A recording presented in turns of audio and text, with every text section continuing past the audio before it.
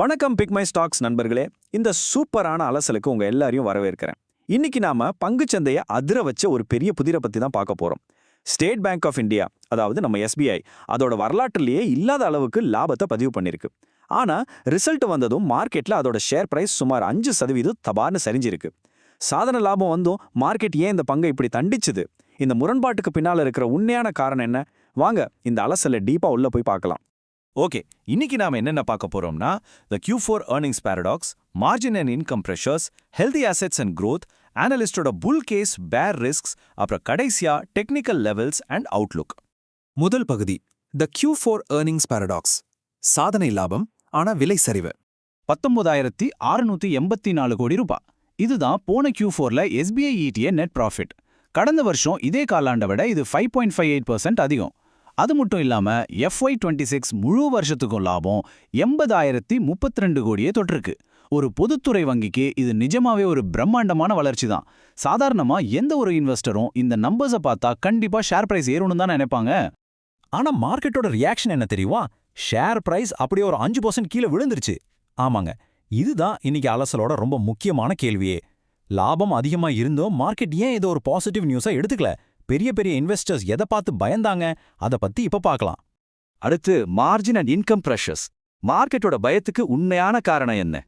இந்த நம்பர்ஸ் உங்களை கொஞ்சம் ஆச்சரியப்படுத்தலாம்.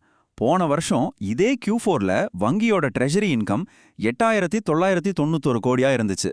ஆனா இந்த முறை வெறும் 1,259 கோடி அதல பாதாளத்துக்கு சரிஞ்சிருக்கு. பொதுவா வட்டி வருமானம் குறையும் போது பேங்க்ஸ் இந்த மாதிரி அதர் இன்கம் வச்சு தான் லாபத்தை மேனேஜ் பண்ணுவாங்க. ஆனா இந்த தடவை எஸ்பிஐக்கு அந்த ஒரு குஷன் கிடைக்கல. இதனால ஆப்ரேட்டிங் லாபம் 11.45% சரிஞ்சிருக்கு. ஆக்சுவலா இதை தான் மார்க்கெட்டை ஃபர்ஸ்ட் ஆட்டங்கான வச்சது. அடுத்து நிம், அதாவது நெட் இன்ட்ரெஸ்ட் மார்ஜின்.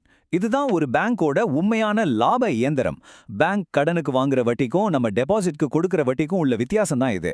எஸ்பிஐயோட உள்நாட்டு நிம் போன வருஷம் 3.14% இருந்துச்சு. ஆனா இப்போ அது 2.93% குறைஞ்சிருக்கு. சிம்பிளா சொல்லணும்னா வங்கியோட லாப வரம்பு சுருங்கிடுச்சு. ஒரு வங்கியோட லாங் டேர்ம் growthக்கு இது அவ்வளோ நல்ல விஷயம் இல்ல. இப்போ healthy assets and growth. Balance ஷீட்ல இருக்கிற நல்ல விஷயங்களை பார்ப்போம். இங்க ரொம்ப இன்ட்ரெஸ்டிங்கான விஷயம் என்னன்னா, பேங்கோட அஸ்திவாரம் ரொம்பவே ஸ்ட்ராங்கா இருக்கு. கிராஸ் என்பிஏ, அதாவது வாராக்கடன் 1.82%ல இருந்து 1.49% சூப்பரா குறைஞ்சிருக்கு. நெட் என்பிஏ வெறும் 0.39% தான். இதை விட சூப்பரான விஷயம், ப்ரொவிஷன் கவரேஜ் ரேஷியோ 91.97% இருக்கு. அதாவது ஃபியூச்சர்ல வரக்கூடிய வாராக்கடன்களுக்கு பேங்க் இப்பவே ஃபண்ட் ஒதுக்கி ரொம்ப சேஃபா இருக்காங்க. கிரெடிட் காஸ்டும் வெறும் 0.27% தான். ஸோ வங்கியோட அசெட் குவாலிட்டி செம ஸ்ட்ராங்கா இருக்குங்கிறதுல எந்த டவுட்டும் இல்லை. பிசினஸ் வளர்ச்சியும் சும்மா சொல்லக்கூடாது, அபாரமா இருக்கு.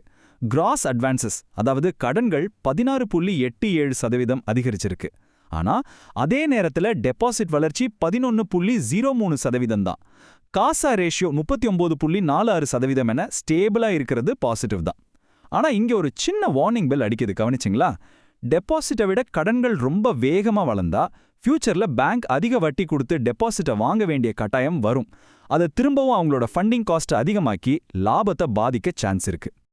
அடுத்து தி அனலிஸ்ட் புல் கேஸ். FY27க்கான எதிர்பார்ப்புகள் என்னன்னு பார்க்கலாம்.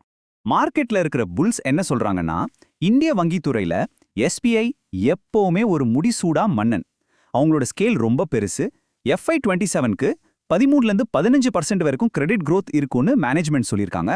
அது மட்டும் இல்லாம கேபிட்டல் பஃபர் CARR 15.40% இருக்கு. இது செம ஸ்ட்ராங்கான நிதி நிலையை காட்டுது. இதனால தான் பல புரோக்கரேஜ் நிறுவனங்கள் இதோட டார்கெட் பிரைஸை 1,100 ரூபாயிலிருந்து 1,300 ரூபாய் வரைக்கும் கணிச்சிருக்காங்க. ஆனா அவங்க வைக்கிற ஒரே கண்டிஷன் NIM 3% அளவிலேயே மெயின்டைன் ஆகணும் அப்படிங்கிறது தான்.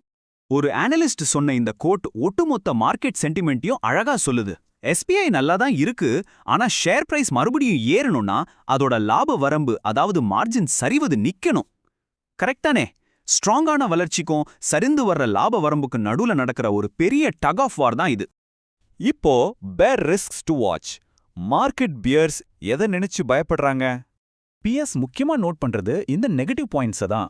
தொடர்ந்து நிம் சுருங்குறது, மேக்ரோ எக்கனாமிக் பிரச்சனைகளால கடன் வளர்ச்சி குறையிறது, அப்புறம் வாலட்டைலான ட்ரெஷரி இன்கம அதிகமா நம்பி இருக்கிறது. டெபாசிட்கான வட்டி செலவு தொடர்ந்து அதிகமாச்சுன்னா அது டைரக்டா லாபத்தை கடிச்சிடும். ஒருவேளை ROE 15%க்கு கீழே போயிடுச்சுன்னா கண்டிப்பா இந்த ஷேருக்கான வேல்யூவேஷனை மார்க்கெட் குறைச்சிடும் அபாயம் இருக்கு. ஓகே, இப்போ டெக்னிக்கல் லெவல்ஸ் அண்ட் அவுட்லுக்கு வருவோம். ஆக்டிவ் ட்ரேடர்கள் கண்டிப்பா இதை கவனிக்கணும். பியூர் டெக்னிக்கல்ஸா பார்த்தோம்னா 1086 ரூபாய் அப்படிங்கிறது ரொம்ப முக்கியமான ஒரு பிவட் லெவல். ஷேர் பிரைஸ் 1110 ரூபாய் அப்படிங்கிற ரெசிஸ்டன்ஸை பிரேக் பண்ணி மேலே போச்சுன்னா சார்ட் மறுபடியும் நியூட்ரல் ஆயிடும். ஆனா அதே சமயம் கீழே 1032 ரூபாய் சப்போர்ட்டை உடைச்சிடுச்சுன்னா டவுன் சைடு இன்னும் ஃபாஸ்டா இருக்கும் அப்படிங்கிறத ட்ரேடர்ஸ் மனசுல வச்சுக்கணும். மொமெண்டம் இண்டிகேட்டர்ஸ்லாம் என்ன சொல்லுது? ஷார்ட் டேர்ம் ட்ரெண்ட் இப்போதைக்கு பேரிஷ் ஆகவும் ஓவர் சோல்டு நிலையிலும் தான் இருக்கு. MACD நெகட்டிவா இருக்கு. இருந்தாலும் RSI நியூட்ரலா இருக்கிறதால இங்க இருந்து ஒரு சின்ன பவுன்ஸ் கிடைக்க சான்ஸ் இருக்கு. லாங் டேர்ம் இன்வெஸ்டர்ஸ்க்கு ஒரு நல்ல விஷயம் என்னன்னா ஷேர் பிரைஸ் இன்னும் அதோட 200 DMA ஆன 971 ரூபீஸ்க்கு மேல தான் ட்ரேட் ஆயிட்டு இருக்கு. ஸோ லாங் டேர்ம் ட்ரெண்ட் இன்னும் உடையல, ஸ்ட்ராங்கா தான் இருக்கு. ஸோ டேட்டா எல்லாத்தையும் உங்கள்கிட்ட கொடுத்துட்டேன். இப்போ நீங்க சொல்லுங்க, வர்ற Q1ல SBIயோட மார்ஜின்ஸ் மறுபடியும் பழைய நிலைமைக்கு ரெக்கவர் ஆகுமா, இல்ல பேர் கேஸ்ல நாம பார்த்த மாதிரி நிலைமை இன்னும் மோசமாகுமா? நீங்க என்ன நினைக்கிறீங்க? உங்களோட கருத்தை மறக்காம கீழே கமெண்ட்ல சொல்லுங்க, டிஸ்கஸ் பண்ணுவோம். முடிக்கிறதுக்கு முன்னாடி ஒரு முக்கியமான டிஸ்க்ளைமர். நாம செபியில் பதிவு பெற்ற நிதி ஆலோசகர்கள் கிடையாது. இந்த அலசல் முழுமையா உங்களுடைய எஜுகேஷனல் பர்பஸ்க்காக மட்டும்தான். எந்த ஒரு முதலீடு பண்றதுக்கு முன்னாடியும் உங்க பர்சனல் ஃபினான்ஷியல் அட்வைசரை கன்சல்ட் பண்ணிக்கோங்க. தொடர்ந்து நம்ம பிக்மை ஸ்டாக்ஸ் சேனலுக்கு நீங்க கொடுத்துட்டு வர ஆதரவுக்கு ரொம்ப ரொம்ப நன்றி. இன்னொரு சூப்பரான அலசலோட உங்களை சந்திக்கிறேன்.